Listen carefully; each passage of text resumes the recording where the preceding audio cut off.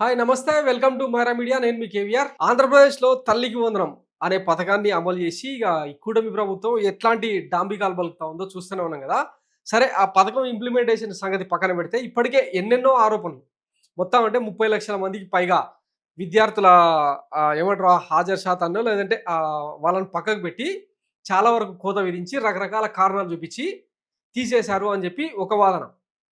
10 ఎకరాల పైగా పొలం ఉన్న వాళ్ళను, తర్వాత 4 వీలర్ వెహికల్ ఉన్న వాళ్ళను, ఇంట్లో గవర్నమెంట్ ఎంప్లాయీ ఉంటే, ఇట్లా ఇంకా రకరకాల కారణాలతో 30,00,000 మందికి ఎగనామం పెట్టిరని చెప్పి ఒక ఆర్గ్యుమెంట్ నడుస్తున్న నేపథ్యంలో, ఇప్పుడు జిల్లాల వారీగా కొంత కొత్త లిస్టు బయటకొస్తా ఉంది. ముస్లింలకు ఏకంగా 10 మందికి, 12 మందికి ఒక్కొక్క ఇంట్లో 1,50,000, 2,00,000 అట్లా కూడా పడతా ఉన్నాయని చెప్పి ఇక వీళ్ళే ప్రొపగాండా చేస్తా ఉన్నారు. సరే అందులో నిజమెంత అన్నది పక్కన పెడితే గ్రామ స్థాయిలో, గ్రామ సచివాలయాల్లో పెట్టిన లిస్ట్‌లో కొన్ని ఆసక్తికర అంశాలు వెలుగులోకి వచ్చినాయి. తల్లికే కాదు తండ్రికి కూడా వందనం. అదేందుకంటే బెల్ట్ షాపులకు ఇంధనంగా మార్చేందుకో మరి కూటమి సర్కారు ఈ హామీ ఇయ్యలేదు. అయినా సరే ఎందుకు చేసిందో మరి తెలియదు. అది పాలకులే చెప్పాలి. ఒకసారి ఆ వార్తను క్లియర్‌గా చూసిన తర్వాత మనం మళ్ళా మాట్లాడుకుందాం. తండ్రికి వందనం పథకం జాబితాలో తల్లికి దక్కని స్థానం. నంద్యాల జిల్లా పాములపాడులో పదుల సంఖ్యలో తండ్రుల పేర్లు. సో ఇవి పేర్లనమాట. G. Gopal, M Peddaswamy, Akipogu Chenchaiah, Kalabandi Chenchanna, Vadala Karnakar, Seelam Ravindra, Prasad, Kalabandi Sirish, K Rajkumar, G Ramesh, G Pratap, Pichiguntla Sivakrishna, G Nagendrudu, Kalabandi Lingaswamy, Nagendrudu, Nagalokesh అని ఇట్లా పేర్లు అనమాట.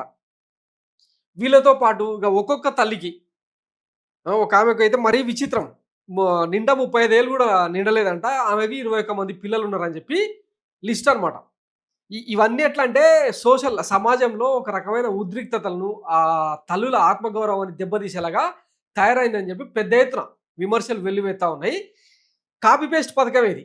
వీళ్ళు అంటే ఇక చంద్రబాబు గారి మెదడు కరిగించి, రక్తమాంసాలు కరిగించి, ప్రతి చెమట చుక్కను దారబోసి తీసుకొచ్చిన పథకం అయితే ఏం కాదు.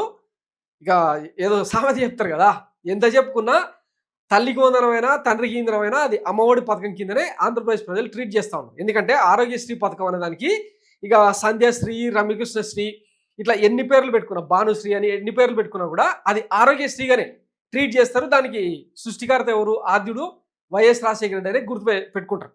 ఇప్పుడు తల్లికి వందనం అయినా కూడా జగన్మోహన్ రెడ్డికే క్రెడిట్ దక్కుతా ఉన్న సంగతి ఇక జరుగుతున్న చర్చ. ఈ నేపథ్యంలో ఇది ఏ రేంజ్లో బ్యాక్ ఫైర్ అయిందనేది ఇక రాబోయే రోజుల్లో తెలిసే అవకాశం ఉంది. ఇప్పటికే కొంతమందికి అంటే సింగిల్ పేరెంట్స్ చాలా అసంతృప్తికి గురవుతా ఉన్నారట. మేము పనులు కట్టట్లేదా?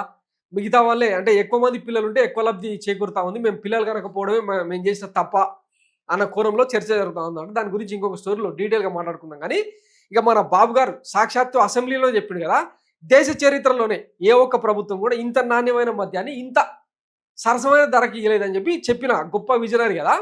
ఇప్పుడు తండ్రికి వందనాన్ని అమలు చేసిరు కదా, ఇప్పుడు ఇవన్నీ బెల్ట్ షాప్లకు ఇంధనంగా మార్చే అవకాశం ఉందని ఇక పెద్ద ఎత్తున సోషల్ మీడియాలో ట్రోల్స్ నడుస్తూ ఉన్నాయన్నమాట. ఎంత గొప్ప పథకం ఇది కదా. అదే అన్నది, కాపీ పేస్ట్ పథకాన్ని కూడా సరిగ్గా ఇంప్లిమెంట్ చేయలేని మన కూటమి సర్కారు 40 ఏళ్ళ రాజకీయ అనుభవం విజనరీ. ఇంకా మనం సపట్టు చిటికెలు కొడదాం అన్నమాట. Thanks for watching Maira media. నేను మీ కేవీఆర్. Thank you.